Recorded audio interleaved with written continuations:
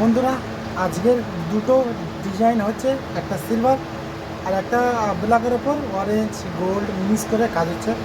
একটা কাজে খাঁচ খাঁচ আর হ্যান্ডসের মিডিলে একটা বুটি হবে, আর একটা হচ্ছে নেক সিম্পল বর্ডার। ঠিক আছে, তা চলো তোমাদের দেখাই। আর যেটা সিম্পল নেক বর্ডার হচ্ছে ওটা সিলভারের ওপরে ডিজাইনটা হচ্ছে, আর গ্রিন কালার ছাড়া হবে। ঠিক আছে, তো চলো ডিজাইনটা